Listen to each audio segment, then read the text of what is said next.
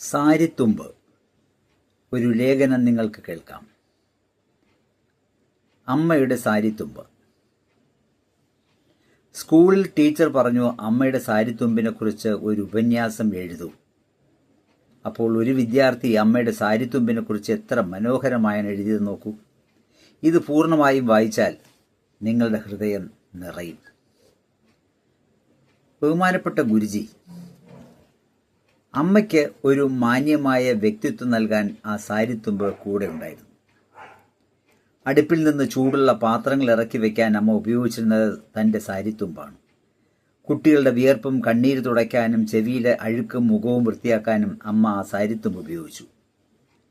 ഭക്ഷണം കഴിച്ചതിന് ശേഷം അമ്മയുടെ സാരിത്തുമ്പിൽ മുഖം തുടയ്ക്കുമ്പോൾ കുട്ടികൾക്ക് ലഭിച്ചിരുന്ന സന്തോഷം ഒന്ന് വേറെ തന്നെയാണ്.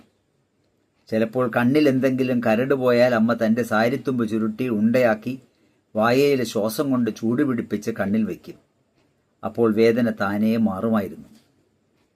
അമ്മയുടെ മടിയിൽ കിടന്നുറങ്ങുന്ന കുട്ടിക്ക് മടിത്തട്ട് കിടക്കയും ആ സാരിത്തുമ്പ് പുതപ്പുമായിരുന്നു.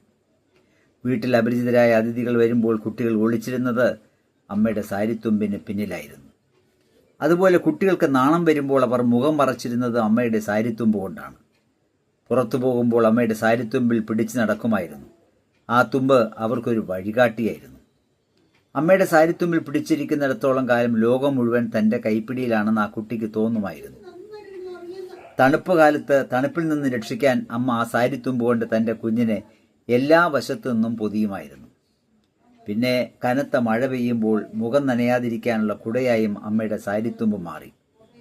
കൈ തുടയ്ക്കാനുള്ള തോർത്തായും ആ സാരിത്തുമ്പ് ഉപയോഗിക്കപ്പെട്ടു. മരത്തിൽ നിന്ന് വീണുകിടക്കുന്ന ഞാവൽപ്പഴങ്ങളും സുഗന്ധമുള്ള പൂക്കളും പെറുക്കിയെടുക്കാൻ അമ്മ തൻ്റെ സാരിത്തുമ്പ് ഉപയോഗിച്ചു. ചിലപ്പോഴൊക്കെ ധാന്യങ്ങളും ദാനങ്ങളും പ്രസാദവും വാങ്ങാനും അമ്മ തൻ്റെ സാരിത്തുമ്പ് നീട്ടുമായിരുന്നു. വീട്ടിലെ സാധനങ്ങളുടെ പൊടി തുടയ്ക്കാനും അമ്മയുടെ സാരിത്തുമ്പ് സഹായിച്ചു.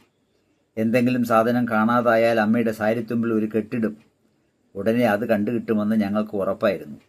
അത് സത്യമാവുകയും ചെയ്തു.